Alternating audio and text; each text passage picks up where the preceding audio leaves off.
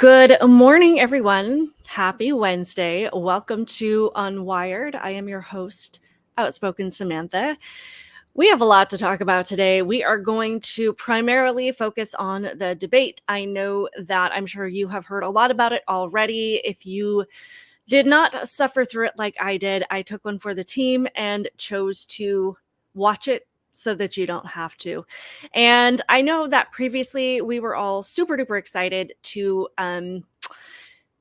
see the disaster between Trump and Biden, but I think that the thing between Trump and Kamala was just a completely different scenario. So we are going to get into several clips. We're going to talk about just kind of the vibe of the whole thing, the way that the moderators did, which was absolutely egregious. Of course, leave your comments in the chat. I will highlight them as I see them.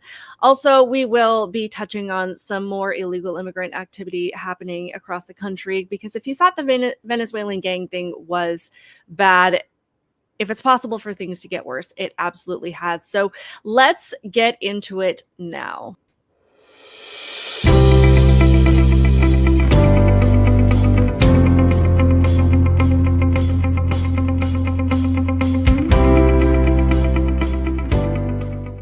Let's get into this debate. Now, first, I have to say, I really think it was hard to know what to expect beforehand, because Kamala hasn't done anything really challenging or pressing up until now. She did that one very softball interview with CNN, with Tim Waltz there holding her hand. And, you know, it was cut down to 18 minutes. I believe that the entire thing was 40 minutes, but it was cut down to 18. So if that was the best 18 minutes that they had, you have to wonder how bad the other half of that interview was. And that was an interviewer who was obviously very deeply biased and friendly to the Kamala Harris campaign and message. So again, she really hasn't done anything pressing, and she hasn't been pressed on her absolutely abysmal and egregious record. She completely rambles when she's asked questions from the public, and any clip that we have seen prior to her being installed as the Democrat candidate to replace Biden, she either breaks out into hysterical laughter over absolutely nothing, or she just comes across as completely off-putting. So this is the record that she has had prior to the debate, of just being completely cringy, not being able to answer questions, not being pushed on anything significant. So it was really hard to know how this was going to turn out, because clearly I feel like this was going to just be handed to Trump on a silver platter, because her record is so bad, and everything that she has been asked to do as a vice president, she has been completely just an utter failure at. So I feel like this should have been a home run for Trump, and I am willing to admit that I do not think that it was. And I will get to comments. I appreciate you guys commenting on things. I will interject and grab comments as I can. I want to try and keep things flowing as best I can. But so what I got from actually watching the whole thing, because it was just very painful, is that it was entirely emotional with no substance. It was almost as if the moderators handed Kamala a script from their news coverage and said, just repeat everything we've said. It'll give you plenty of talking points. It'll fill the time without having to talk about anything substantial, and it'll knock Trump off balance. So that is kind of what it feels like, because every single thing that she said in this debate were exactly the same things that we have heard from the media, repeated non-stop. And they wanted to fill up that time with things like that and not make her talk about the fact that life under the Biden-Harris administration has gotten astronomically worse for the middle and lower classes. And she needs to explain why we should trust her to fix the problems that the administration that she is a part of, that she is the other half of, has created.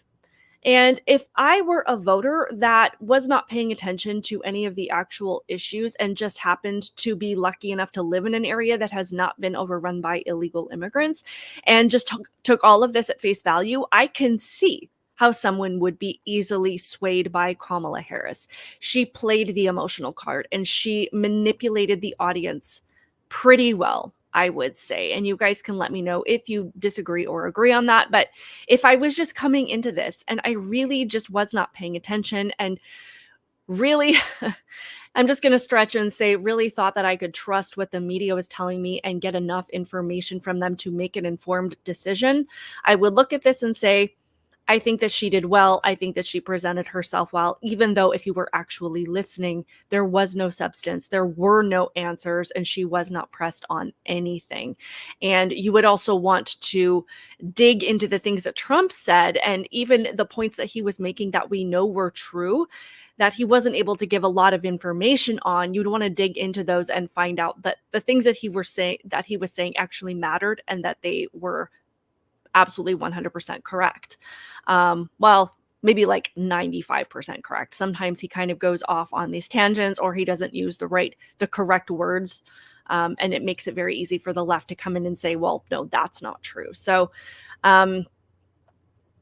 however, from the other side of it, if you did come in from this from a perspective of you have been watching, that you've been paying attention, that you know exactly how all of the things that she has said are completely false, not only the things that Kamala said, but the things that the moderators said, then you understand why Trump was getting frustrated. You understand why he was getting upset and that he was struggling to control his anger a little bit.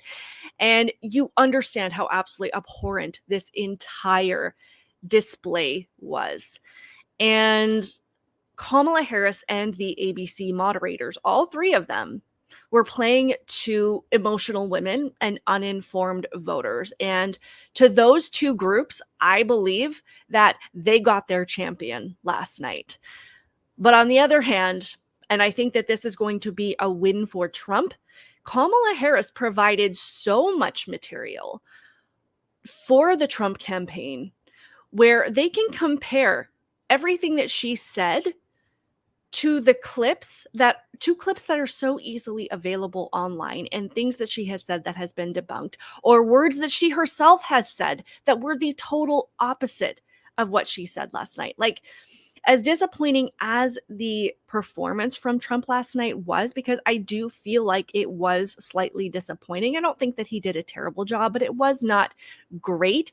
It was like 90 minutes of being handed Christmas gift after Christmas gift after Christmas gift for his campaign, because the sound bites that they can pull from Kamala Harris based on the things that she said are easily discredited, and it is absolutely unreal. They gave them so much to run on because I believe, as Brown family, one of our commenters here has said, I doubt many opinions change as a result of the debate. I agree with that, and I will get into that later because I don't think as many people were watching as we think were watching. I don't think that very many people are actually interested in this debate, at least for the substance. I think a lot of people were probably interested in it for the entertainment value, but I think as far as like actually trying to get answers, I think there were a lot of people that were like, I'm going to get my answers based on what is actually happening in my life. I'm going to get my answers based on the record of these two people. So people that are actually looking for something that is going to sway their vote probably weren't that interested in this debate. So I'm not trying to be naive about what happened last night. I am just trying to come from the perspective of where I think most people are at as far as deciding on, or at least what is going to help them decide on how to vote. And you guys, again, can let me know if you agree or disagree with that. So I do want to get into a few clips, and this could easily be a 3-hour live stream, but I won't put you guys through that. I decided to just kind of pick a few clips that demonstrate exactly what I'm talking about. And thankfully, it's really easy to debunk so much of the things that Kamala Harris said. And because it's so easy, it has taken the internet absolutely no time to put these clips together. So let me grab a post here really quick. Brown family says, I listened to part of the debate on the radio. Kamala had her best performance yet, and Trump seemed irritated and back in his heels. That said, I doubt many opinions changed as a result of this debate. I completely agree with that. Trump really did seem irritated, and That's love him or hate him. That's kind of, I guess, par for the course for him. But it didn't play well for him. And but that being said, I just don't think that people are really going to, I don't know, I just don't think people are going to care as much as we think they will. But this is a post from Colin Rugg, and he shared this video of all of these things that Kamala said that, like I said, are so easily debunked. It took no time to put these clips together. So this, in this post, let me make it a little bigger for you.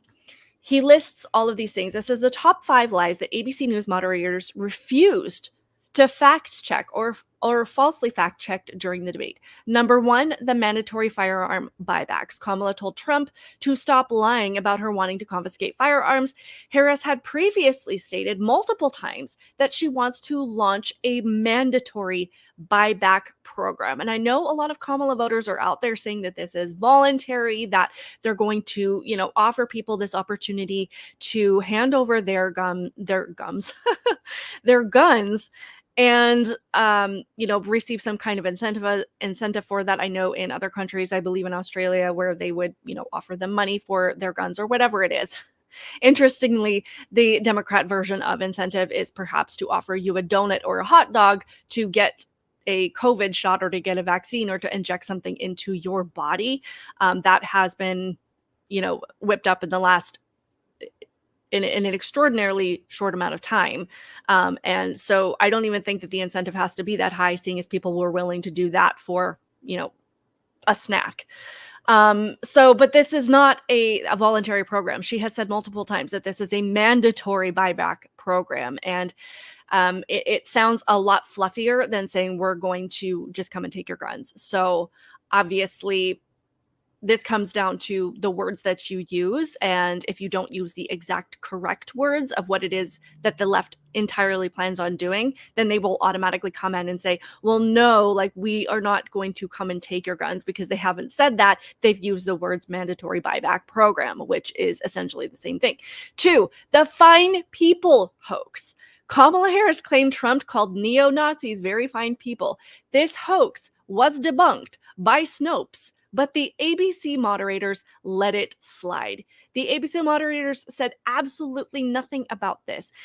Joe Biden said this at the DNC in his speech as well. This is something that has been debunked so many times. It is absolutely unreal. So the fact that she brought this up and the ABC moderator said absolutely nothing about this should absolutely discredit the entire mainstream media, should completely discredit ABC on its face. No one should ever watch them again, because the Democrats keep pushing this out there, even though we know we can look and find so many sources that have said that this is completely false. 3, post-birth abortions. Trump claimed babies were killed outside the womb in failed abortions under Tim Walz. Babies born alive in botched abortions are allowed to be left to die. This is just something, a little side note. 8 babies who survived abortions in Minnesota were abandoned and sadly perished under Walz. The ABC moderator simply said Trump was lying and moved on without adding context. Again, this comes down to the words that you use, because when Trump claimed that babies were killed outside the womb, that's not a correct depiction of what is happening. What is happening is that there are babies born alive from failed abortions, and we have all of these Democrats who have either repealed laws that would say that you have to offer medical care to these babies, or they have said in some other language that it is not necessary, or we're not going to mandate that doctors actually try to save these babies, and they are left to die. So it is a matter of semantics. It is a matter of how you phrase it.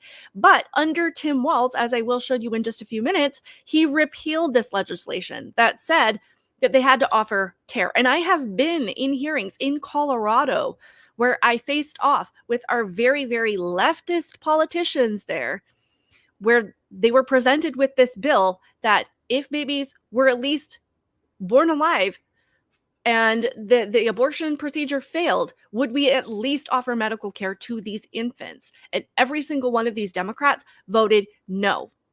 So that is what they are talking about.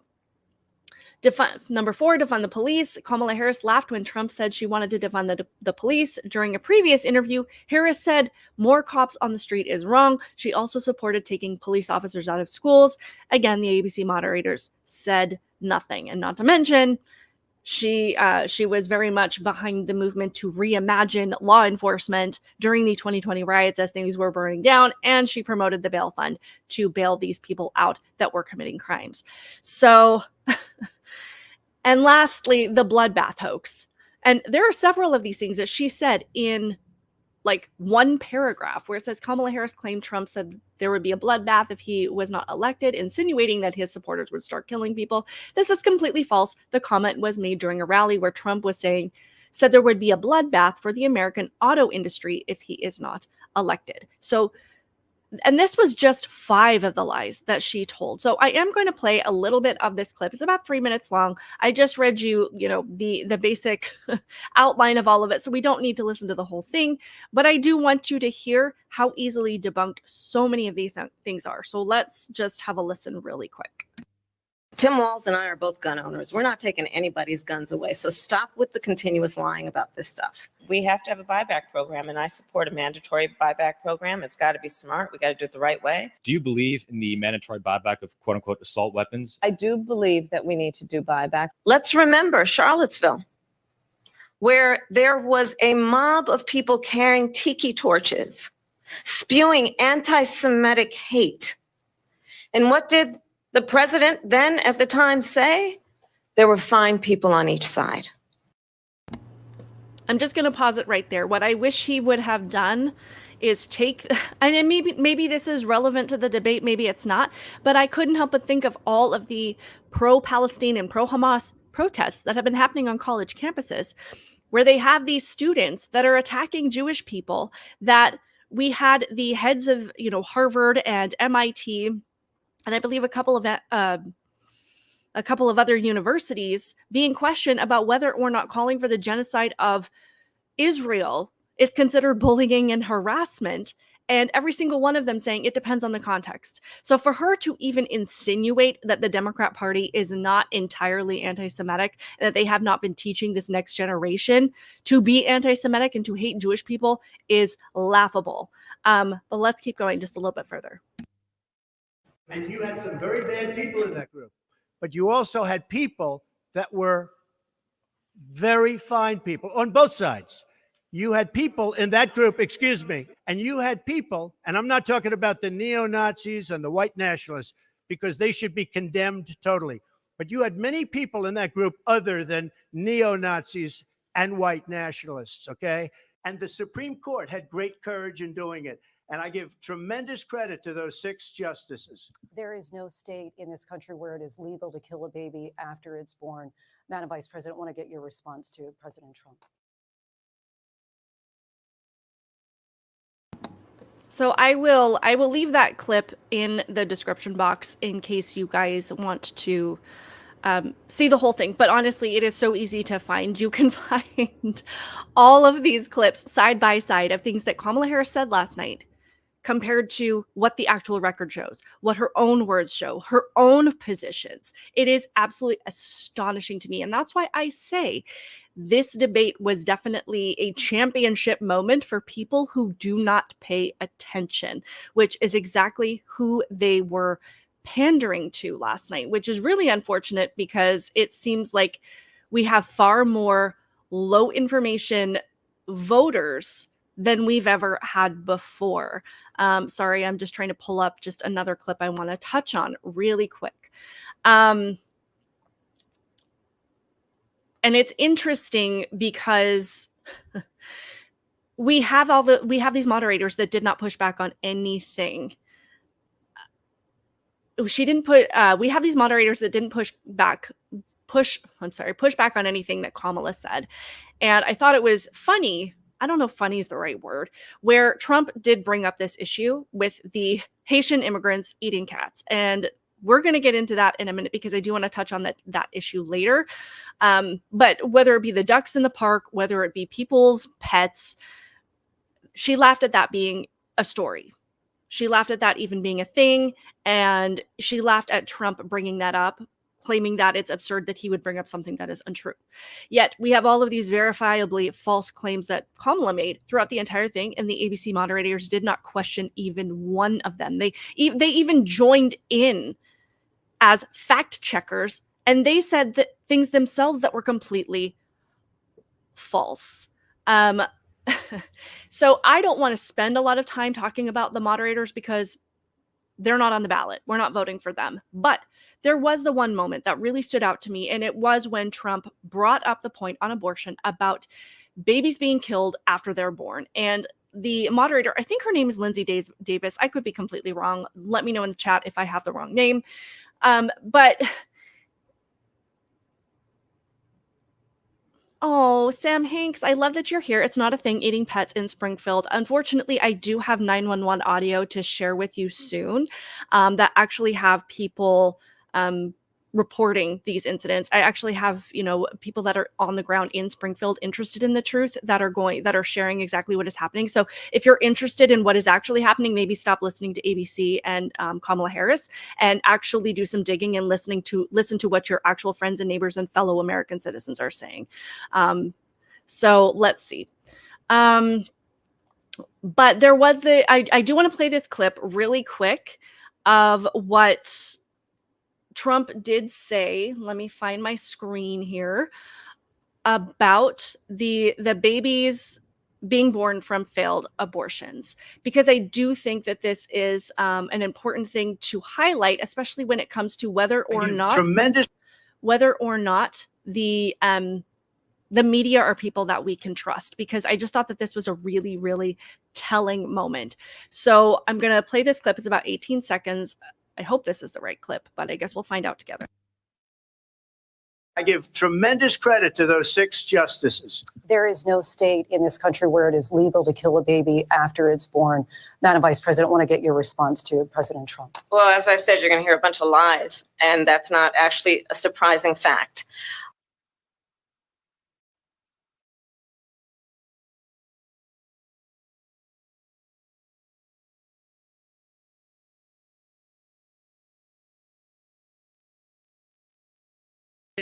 I've been a leader on it. They know that, and everybody else knows it. I have been a leader on fertilization, IVF. And the other thing, you should ask, will she allow abortion in the 8th month, 9th month, 7th month? Come on. Okay, would you do that?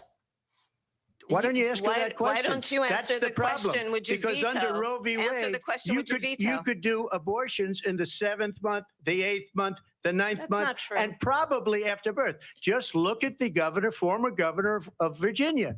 The governor of Virginia said, we put the baby aside and then we determine what we want to do with the baby. President Trump, thank you. And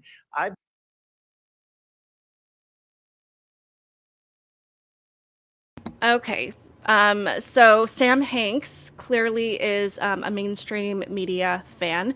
Again, I have to say that this is not, it's the wording that is misleading, because the issue is not killing babies after they're born. It's the fact that there are babies being born alive, again, from failed abortions, and the extreme, inhumane, soulless leftists have passed legislation that would mandate medical care, that would deny medical care to these babies when this happens, and make it legal to leave them alone to die, whether it takes a few minutes or a few hours. And Tim Walz repealed these protections.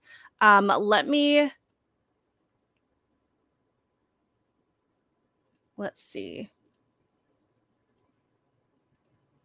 So this is the situation with Tim Walz. It says Tim Walz not only believes in abortion at all stages of pregnancy, but after birth. Walz accidentally voted in favor of HR 4712, which provided medical care to babies who survived abortion, but then reversed his vote. So that is what we are talking about here. We're not talking about people actually going in and killing babies. We're talking about the fact that this happens. Babies are born alive from failed abortions, and they repealed the medical mandate that says that you need to care for these babies after they're born, after this procedure has failed. So while these doctors are refusing to treat babies born alive from these failed procedures, because it's part of the abortion procedure, it is now totally fine. And mandating care to these infants would be considered an infringement on a woman's right to choose. That is how this is presented by the left. Like I said, I have been in hearings at the Capitol building in Colorado where I have heard these arguments for myself made. And we're like, okay, once the baby is born, let's say the procedure fails. Once the baby is born, is outside the mother's womb, and it is still alive, will you at least acknowledge that this is a human being and that they deserve to have medical care? And every single one of the people on that panel in the state capitol said no, because this is about a woman's right to choose. And they cannot explain how a baby, once it is no longer part of the woman's body, does not deserve medical care, does not deserve to be treated like a human being. They still entirely will say that this is about a woman's right to choose. And it is actually infuriating. So yes, that is what we are talking about. It's about how you phrase it, because if you use the wrong words, then the left will jump all over this opportunity to say, well, technically that exact thing is not happening. There's no state where it's legal to kill babies, because if you don't call them out for exactly the thing that they are doing, then they don't have to defend the true evil position that they hold, which is to say that even if this baby is born because it was part of an abortion procedure, it is still not a human being. It is not a human being until you exclude abortion from the conversation, until it's not, unless it's involved in medical procedures that have nothing to do with abortion. So it is absolutely astonishing to me.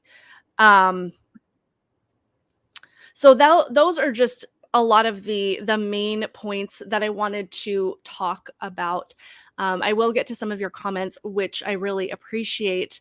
As I said before, when it comes to the overall debate, I believe that the emotional appeal was there, which is extremely manipulative, because you got two sides of emotion from Kamala Harris. She was either making a plea to American people by asking, "Are you okay?"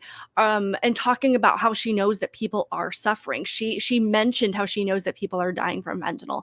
She mentioned how she knows that people cannot afford groceries. She mentioned how she knows that people are unsafe. Yet, on the other hand, acknowledging those things means that you have to acknowledge the reason that those things are happening, because she's telling you that they are. She's telling you that all of these things are happening, and it's because of the current administration, because you cannot get up there and claim to have the power as the president to fix these things. Sorry, I got distracted by a comment on my screen here. You cannot get up there and claim to have the power as the president to solve problems and claim that the president has no accountability when these problems happen. She knows that these things are happening. She knows that the president has the power to solve or cause problems. Then if you can come to that conclusion, then it stands to reason that the presidency that she is the other half of is the reason that the entire country is on fire, because you can't have it both ways. You can't get up there and say that as the president, I will solve all of these things, but refuse any accountability for being in the presidency that has caused them. You can't, it just does not make sense. Entirely. She did have the emotional appeal of pretending to care, even though logic and reason blatantly demonstrates otherwise, because as we know, actions speak louder than words. You can get up there and say all you want that you care about the struggles that people are facing, but your actions prove otherwise, because at the same time, the other emotion that she was demonstrating is that as Trump was articulating all of the things that people are actually suffering with, she was laughing about it. So it's like, I care about you, but then when I point out the issues that you're suffering with, I find it funny. So, Casey, I appreciate you bringing up the the people walking down the street with the dead goose from the park and the properties of longtime residents crashing cars all over the place. I will get into all of that in just a minute, because I truly think that it is important. But just some final thoughts on this debate, just to stay on this for just one more minute. If you've learned anything by now, you know that everything the Democrats accuse Republicans of doing are things that they are doing themselves. This is the party of projection. The audacity that Kamala Harris had to accuse Trump of focusing on race and dividing the country based on race was beyond astonishing. But I also thought it was hilarious that Kamala tried to say that people leave Trump rallies because they're bored.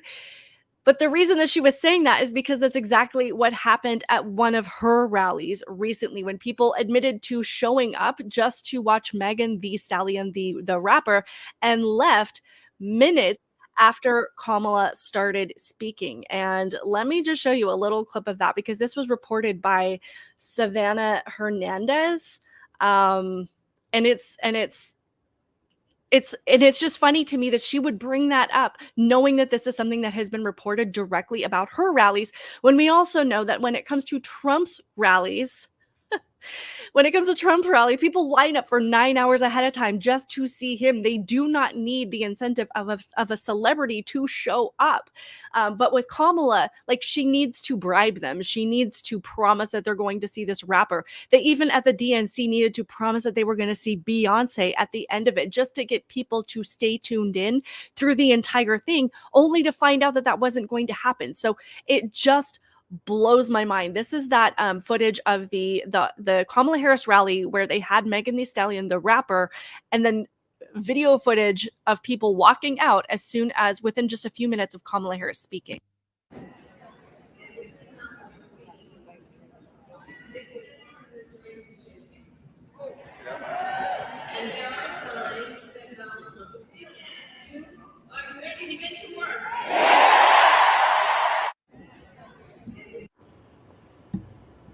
So again, when Kamala is saying that people are bored of Trump rallies, just as a rule of thumb, whatever the Democrats say, whatever they accuse Republicans of doing, whatever however they try to portray the right, however they try to portray Trump, you will be able to find that thing on their record. You will be able to find that thing happening on their watch. It happens every single time. It is absolutely astonishing. Just to look at a few of the comments here.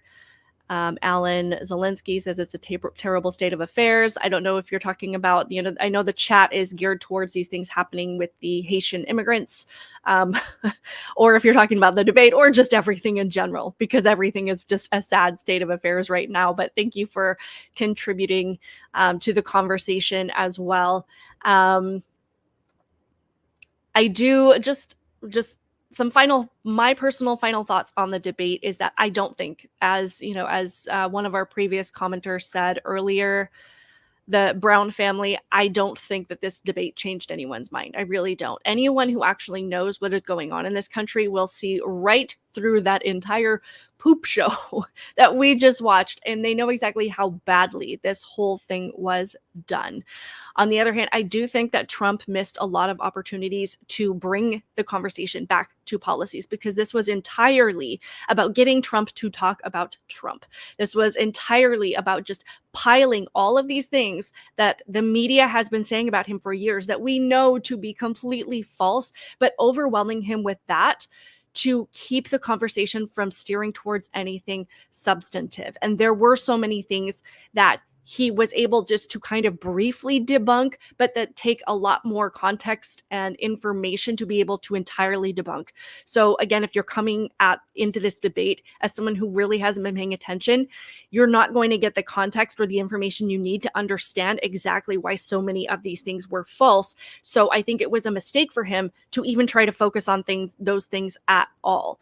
I think he really needed to just steer it back to the issues. I think that he needed to just stay calm and be a lot more measured in his response. Not that I think that he was overly emotional or overly angry.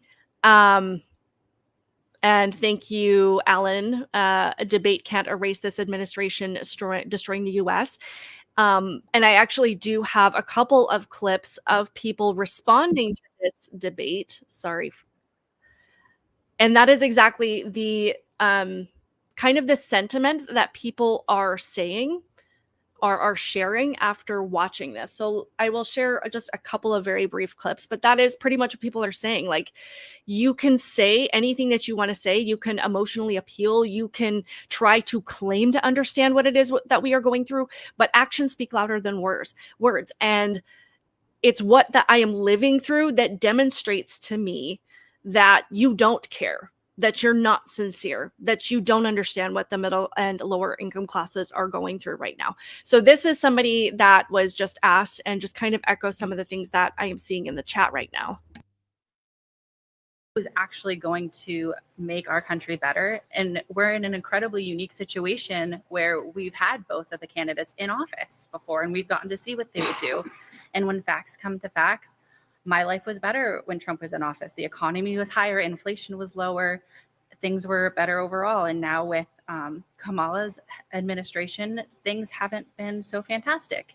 And she's saying she can fix the problems that her administration has caused, but I just don't know if I can afford to take that risk. It was actually.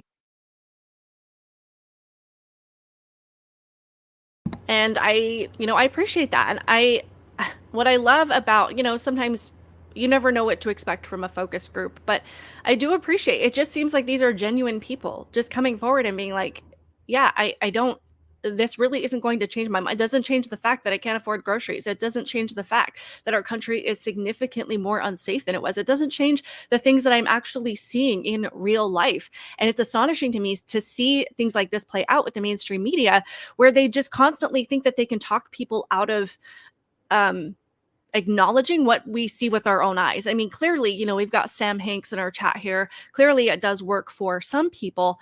There's one more clip that I want to see. Let me know if you guys, I love, what is his name? Dr. Phil. I've been watching him for years and years, and I love that he is coming out and just contributing more to the conversation and trying to truly get to the root of things. And I've never really considered him to be a particularly political figure, but I appreciate him really getting involved. And so this is an audience that he was speaking to after. I won't play the whole thing. It's about 1.5 minutes long, but just to get a little bit more of that response, because I do think people need to realize that this debate really did not do the damage to Trump that, of course, CNN and the mainstream media and Kamala Harris are going to pretend that it did.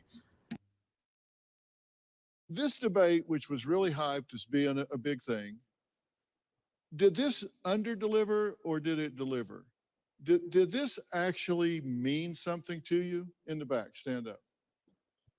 Hi, my name is Shelley. I'm also standing, so. I think, I came into this with an open mind. I really, really wanted Vice President Harris to hit it out of the park. I don't think she did. I think she did better than some people expected her to. The cackle was not there. I kept waiting for it, and it didn't come. But I still didn't get answers. I didn't get answers to fundamental questions that we need to know as voters.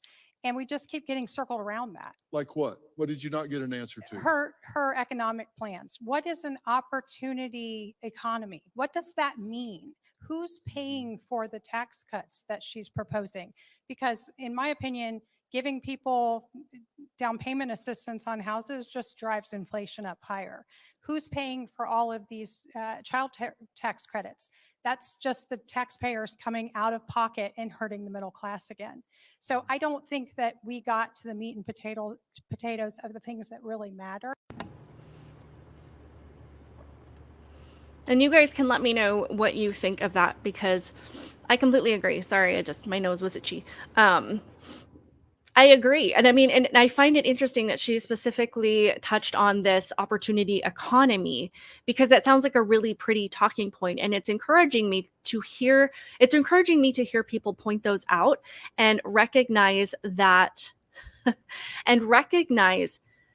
these talking points don't mean anything, that you can package something up and make it sound really great, but I need to know what is inside. What does that mean for me? And a lot of times with Kamala Harris, you are just getting a really pretty gift box and there's nothing in it. Meaning that nothing is going to change. So you're not going to be given the things that you need, and you're also not going to be you're not going to receive any answers or anything that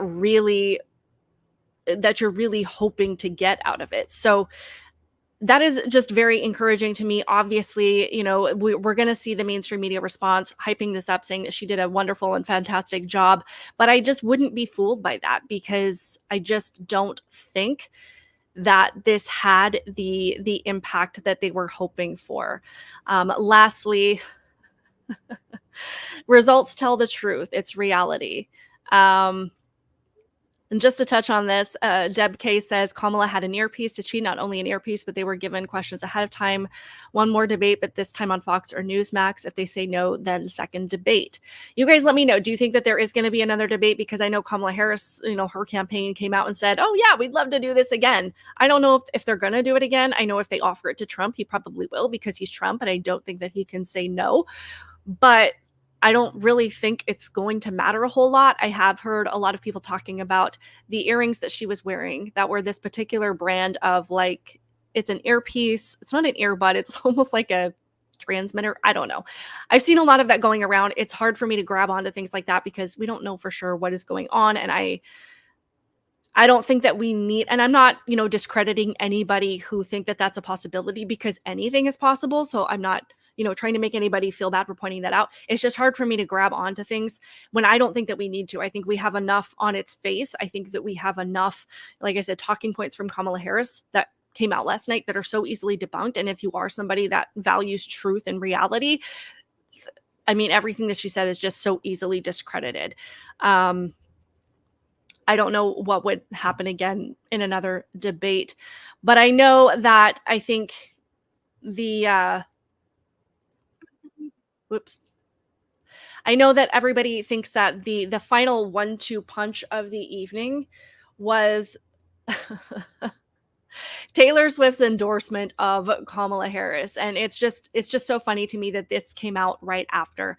I have a lot of thoughts on this. Personally, I think this was to kind of push the Gen Z base who likely did not watch this debate last night, who probably had better things to do, more important things to do than watch this debate. I think that they, you know, they're trying to give Gen Z, these young voters that they have really been pandering to, the impression that this debate really ruled in Kamala Harris's favor, and they're just trying to say that you don't even need to watch the debate. Taylor Swift endorses Kamala Harris, and therefore that's all the information that you need. So I'm just going to read a little bit. This is from Taylor Swift, the childless cat lady. It says, like many of you, I watched the debate tonight. If you haven't already, now is a great time to do your research on the issues at hand. I completely agree, Taylor. Do your research. And the stances these candidates take on the topics that matter to you the most. As a voter, I make sure to watch and read everything I can about their proposed policies and plans for this country. I would like someone to fact check Taylor Swift on that claim.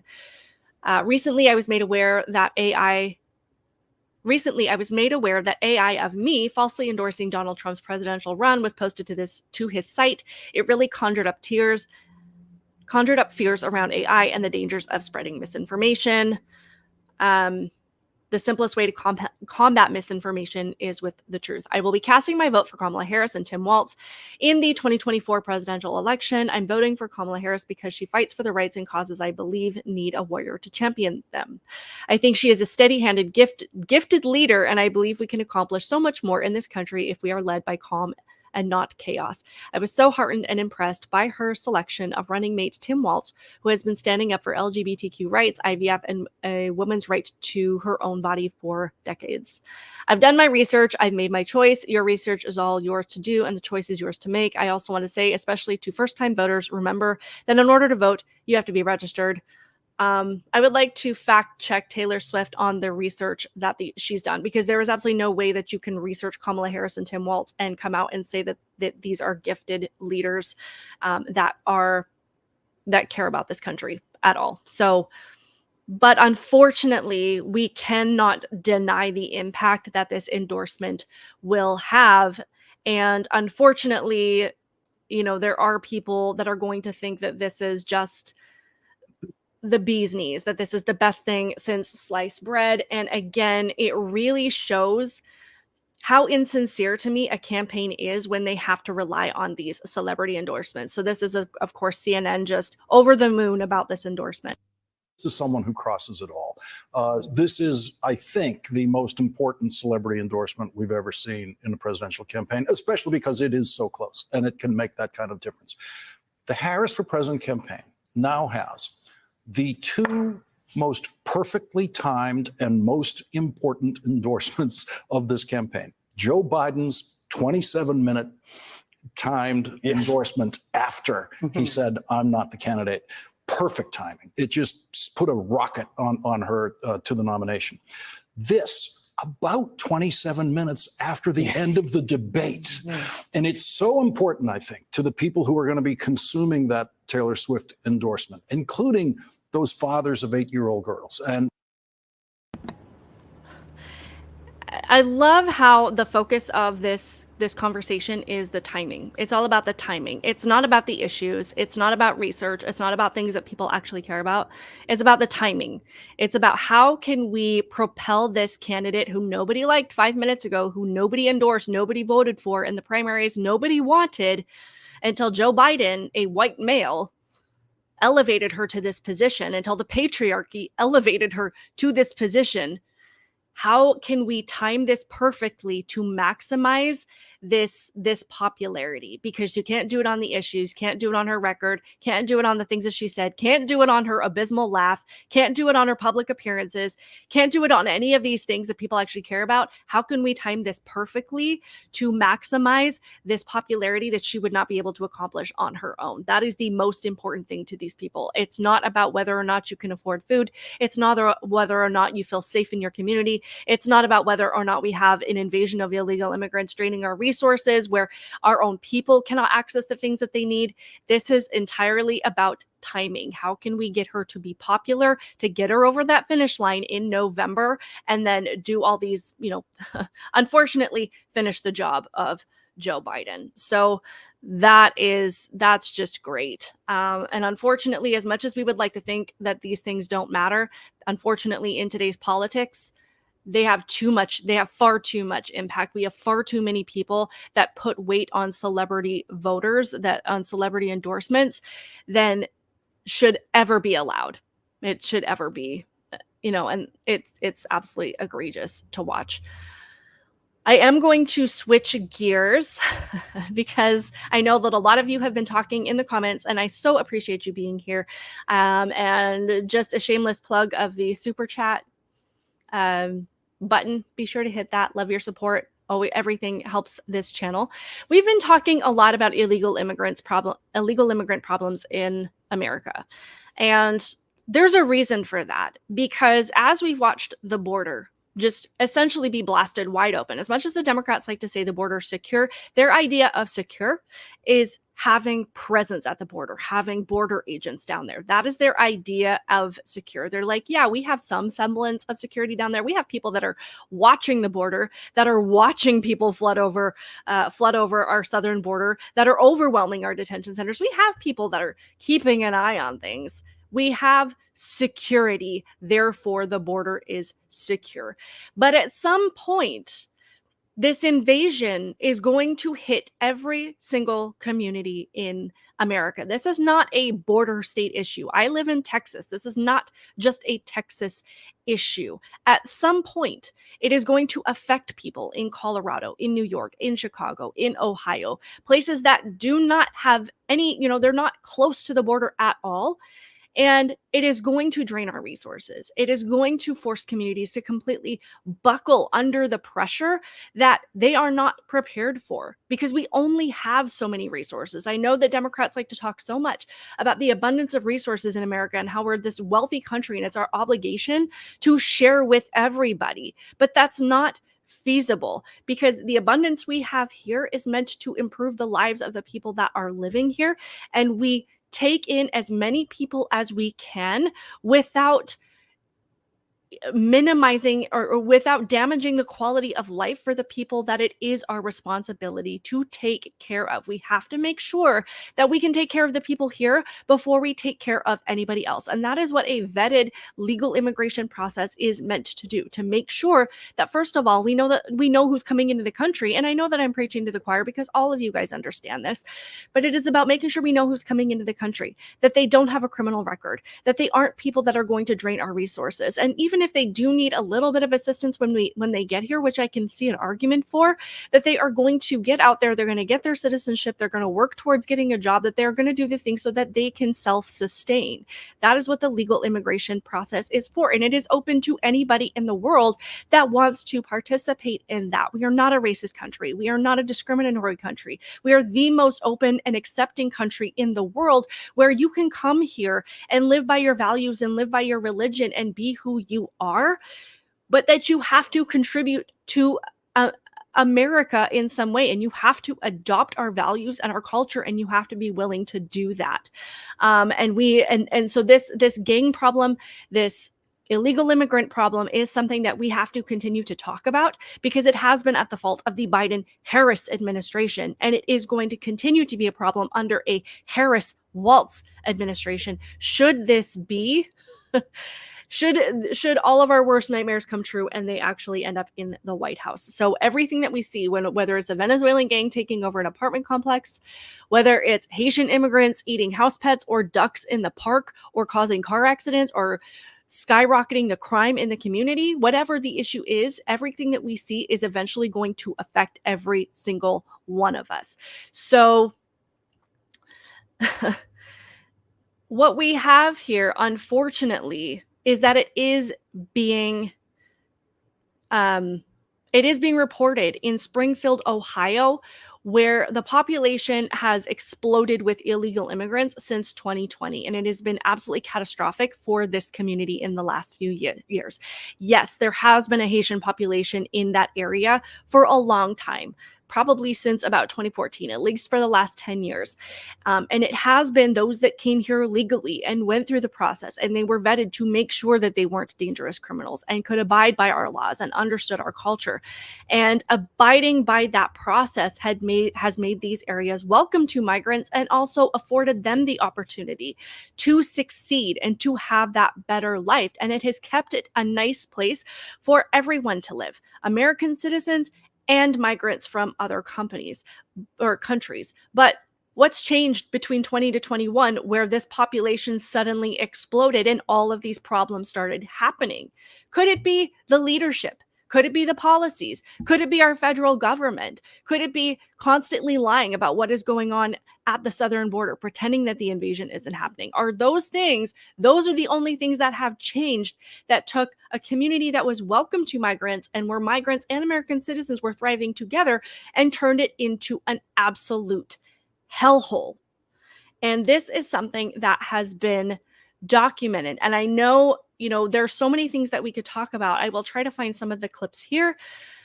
But a lot of this has been, first, we will touch on the thing about the cats, the pets, the ducks being eaten by these migrants. Now, I know last night Kamala Harris found this funny. I know that the mainstream media is absolutely flipping out over this being something that the Trump administration is focusing on, that that memes have actually taken off about, that they think that this is absolutely something that should not be addressed. Let me just pull up this clip really quick.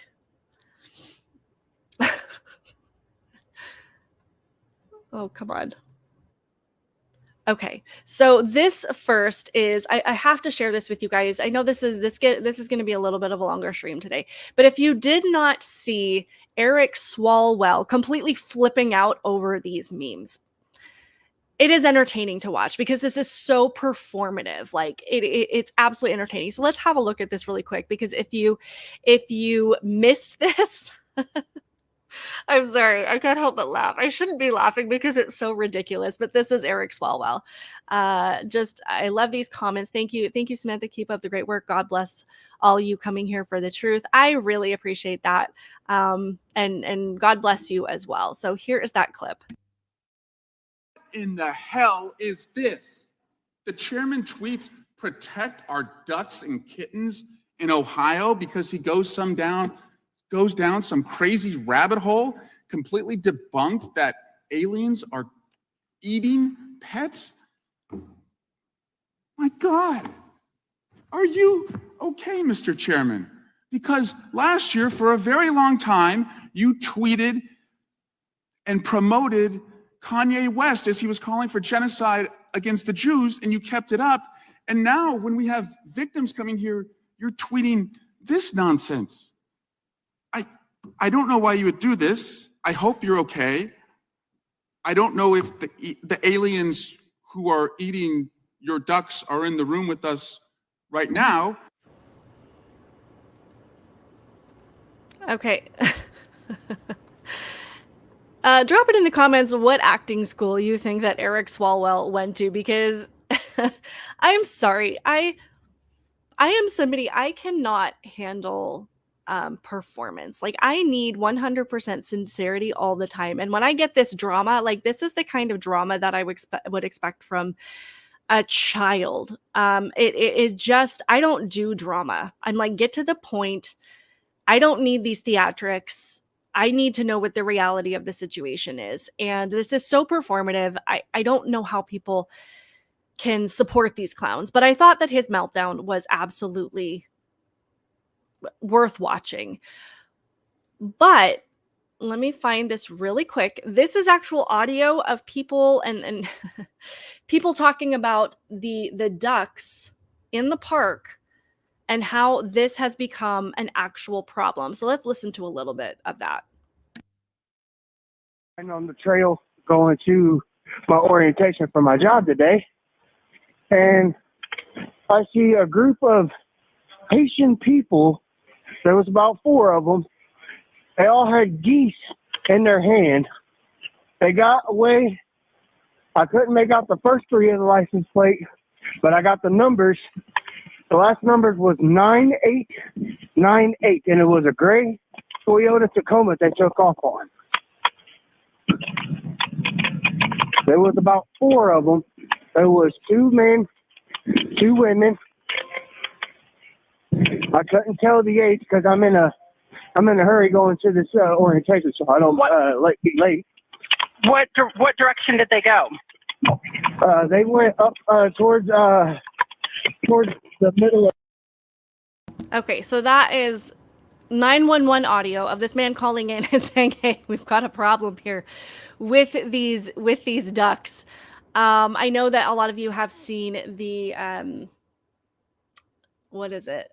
The footage of the woman eating the cat, which I am not going to share because it's really, really disturbing. But this is a news story based on that. Women arrested for allegedly killing cat, eating it in front of the neighbors.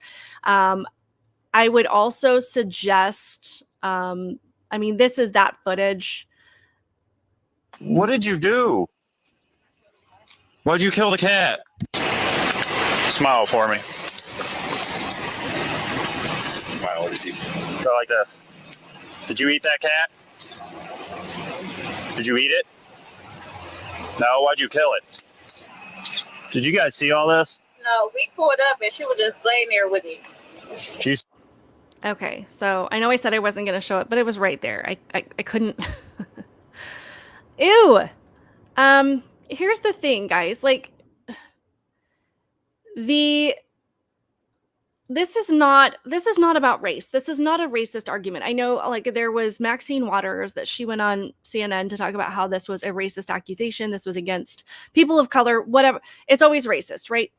We're talking about people that come from a third world country. It is probably one of the, if not the most poor country in the Western Hemisphere. It is an extremely astronomically poor country. And when you live there, you don't have dogs and cats as pets. You are starving. So anything that moves is going to be dinner. And that I am not saying that to disparage these people or belittle these people. This is truly the heinous conditions that they have lived in their own country. And when you drop them off by the thousands in a first world country, you cannot expect that they are automatically going to just adapt and that they are just going to completely change the way that they are used to living. Yes, we have, as I said, we have a legal immigration process that vets people, that has conversations with people, that has our, these immigration officers and these immigration agents that are able to get a feel for these people if they are able to come here and they plan on, again, contributing to society. So we have people, clearly we have Haitian immigrants here. We have people from all over the world, from all different walks of life, from all over the country that have clearly adapted. But when you bring in thousands of people, there have been 20,000 Haitian immigrants dropped into this community in Springfield, Ohio, that are going to continue to conduct themselves in the way that they are used to. And that's just the reality of the situation. It's nothing against them. But if you were to reverse the scenario and you were someone from a first world country and you were going to go live in Haiti, would you adapt to everything there, or would you want to change, or would you want to live the same way in that country in a way that you were used to? So it wouldn't work if you were to reverse the roles. So you can't really fault them for doing the things that they are used to doing, but you have to understand the havoc that this is going to wreak on these communities. And we have seen, I'm sure several of you have seen clips of these Springfield, Ohio residents coming out and talking about how, this has been an absolute nightmare for them. Let me see if I can find this clip really quick. This lady who is talking about how, she's not safe in this community that she has lived in for decades, that she has to leave her home that she has been in for 40 years, I believe. And these are the friends and neighbors that are coming out and saying, this isn't political. This is just the facts. Let's listen to her really quick.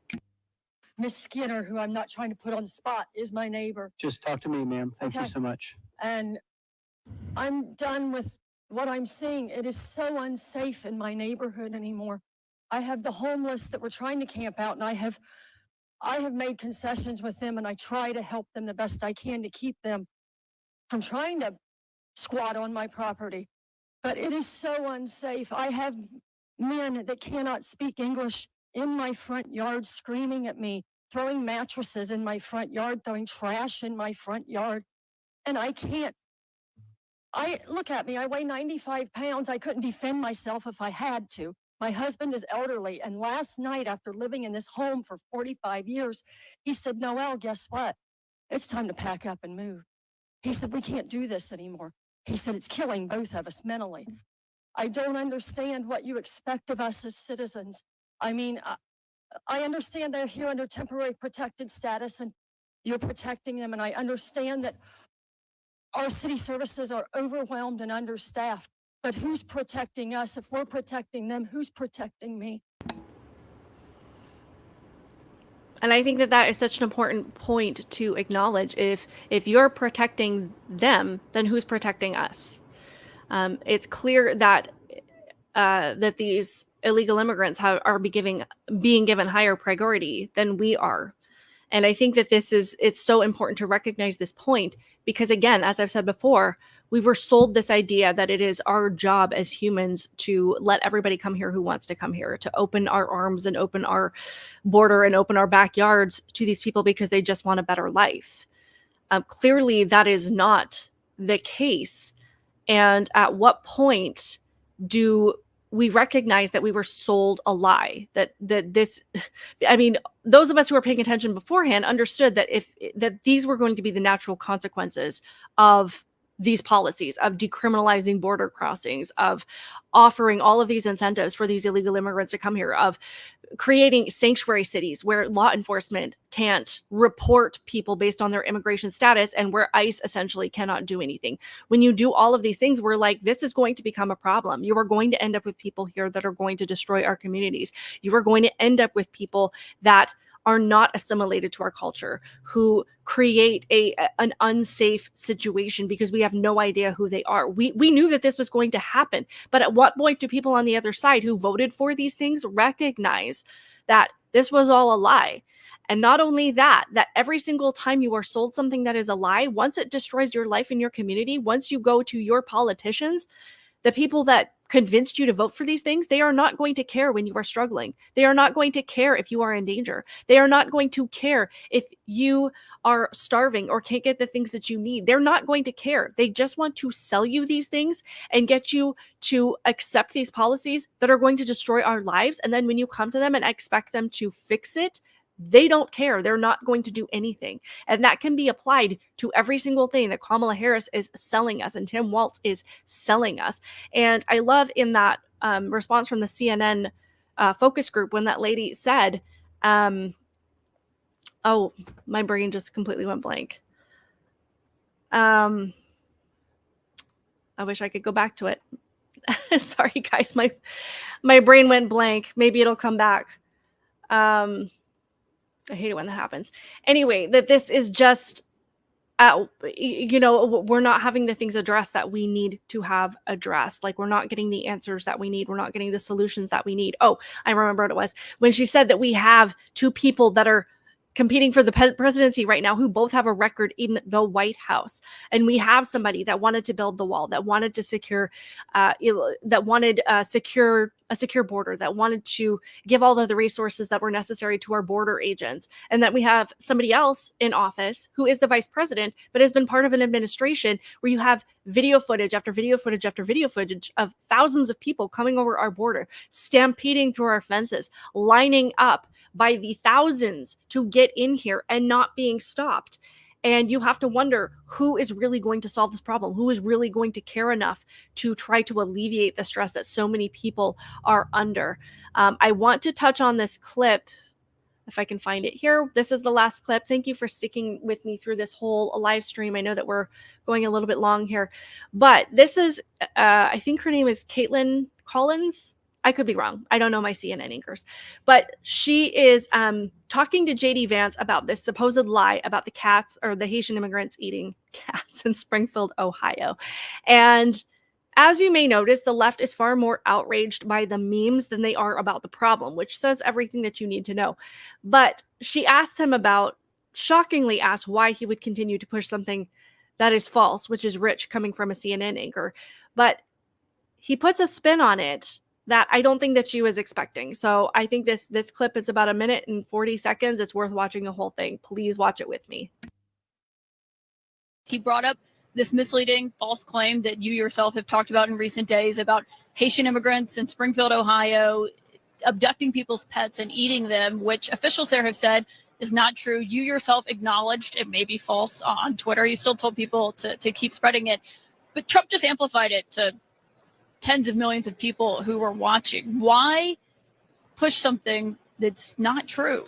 Well, first of all, city officials have not said it's not true. They've said they don't have all the evidence. They said they have no evidence. We've heard from a number of constituents on the ground, Caitlin, who both firsthand and secondhand reports saying this stuff is happening. So they very clearly, meaning the people on the ground dealing with this, think that it is happening. And I think that it's important for journalists to actually get on the ground and uncover this stuff for themselves when you have a lot of people saying, my pets are being abducted, or geese at the city pond are being abducted and slaughtered right in front of us. This is crazy stuff. And again, whether those exact rumors turn out to be mostly true, somewhat true, whatever the case may be, Caitlin, this town has been ravaged by 20,000 migrants coming in.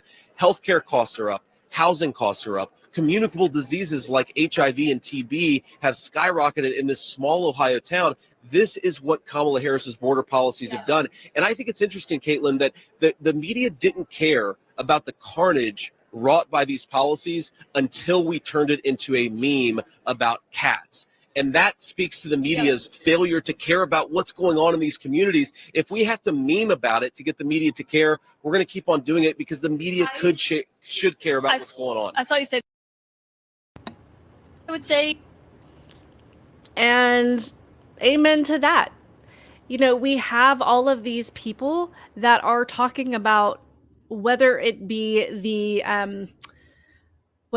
cats, whether it be the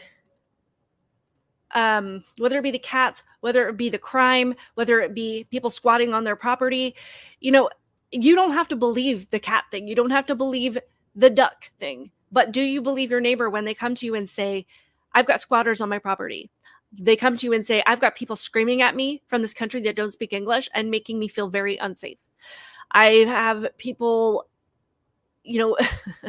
walking through my neighborhood that clearly don't have a home.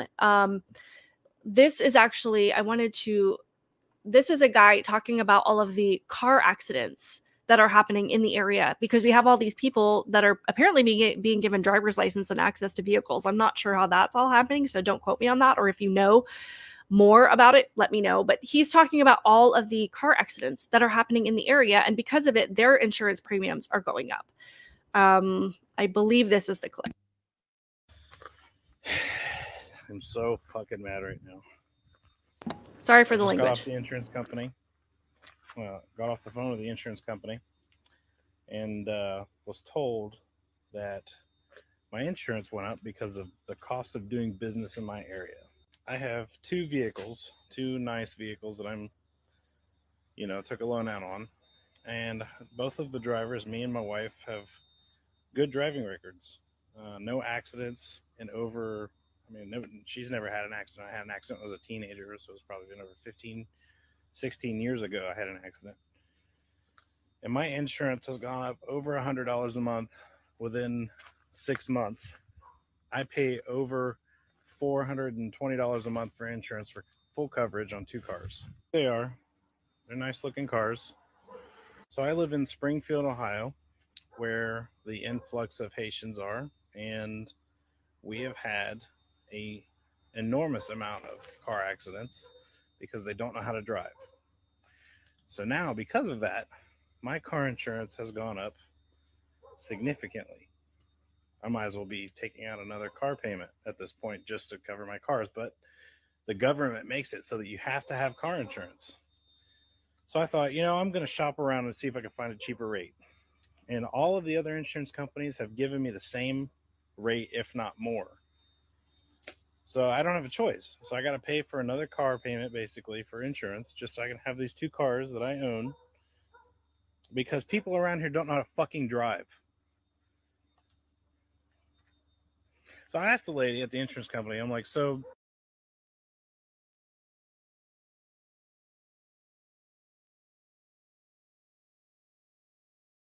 Oops, sorry. So this is what people are seeing.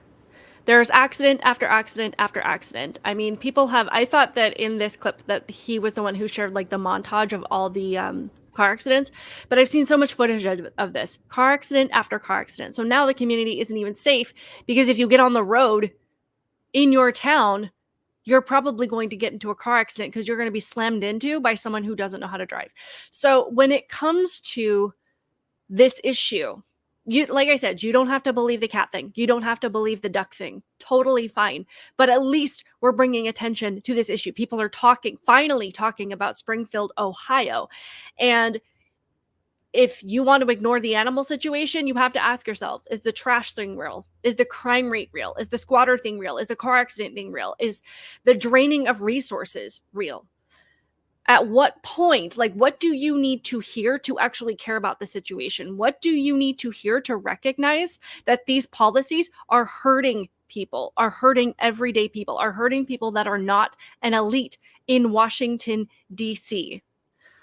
What do Democrats have to hear to become the party of everyday people that they claim to be? Because again, actions speak louder than words. It is absolutely infuriating. And like I said, we point to these things. I know we're talking a lot about illegal immigrants lately because we're finally seeing all of these problems explode and come to the forefront, whether it be gangs, whether it be pets, whether it be car accidents, whether it be trash, whether it be completely destroying cities. We are finally seeing all of this come to a head, to a point where you can't hide it anymore. You can't pretend that it's not happening. And the longer that this goes on, this is going to affect every single neighborhood, every single community, every single city. It doesn't matter if you live in a red state or a blue state, if you live in a county that voted for Trump or a county that voted for Biden, it does not matter. This is going to affect everyone because there's only so many places that we can put these people, and they are being allowed to come in And Kamala Harris and Tim Walz, their version of security is just to make sure that we have secured agents at the border. That's it. They have no intention of deporting these people. And when every single one of us is going to them and trying to bring this to their attention, she has shown us exactly her version of caring about it. She laughs. She thinks it's funny. She's laughing at the absurdity of it. She's laughing that people are bringing attention to it. And that is the sociopathic behavior that we saw in that debate. You can talk about caring all you want, you can emotionally appeal to people, but when it comes to what actually matters, and I would really love women to answer this question, to really address this, because I know, it's so easy to emotionally manipulate women, as we're seeing, because so many women are voting Democrats.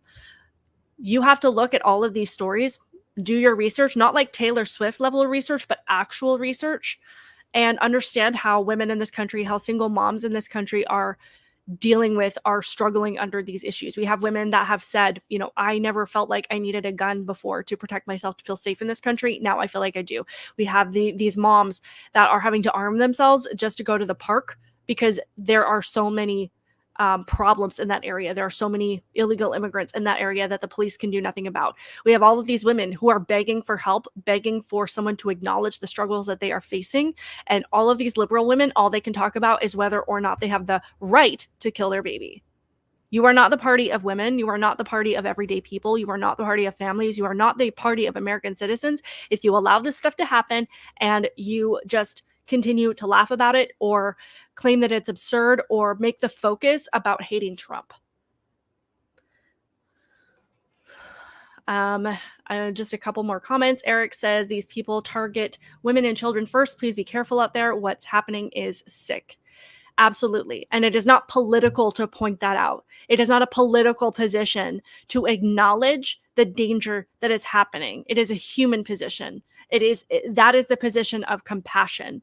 And if you are somebody that comes out and you are much more enraged about memes than you are about people that are coming to their council members and saying, I have to leave my home that I have been in for decades because the people, the representatives that I elected are making it so I cannot stay here. They're not doing anything about the problems. So I have to take matters into my own hand and abandon the home and the family and the community that I have participated in creating. It is absolutely absurd. I am going to leave the live stream there. I appreciate you guys being here. Please make sure that you are subscribed. Make sure that you turn on your notifications so that you never miss an upload, never miss a live stream, because YouTube would like you to pretend that my channel does not exist. So I would love your help and support in building this channel. I have been working on my content for a couple of years now. I appreciate all of the comments. It has been a very interesting conversation. You guys are amazing. Keep it real. Stay safe out there. If there's ever anything you want me to talk about, please feel free to email me at outspokensam.tx@gmail.com. Keep it real, and I will see you in the next one. Bye.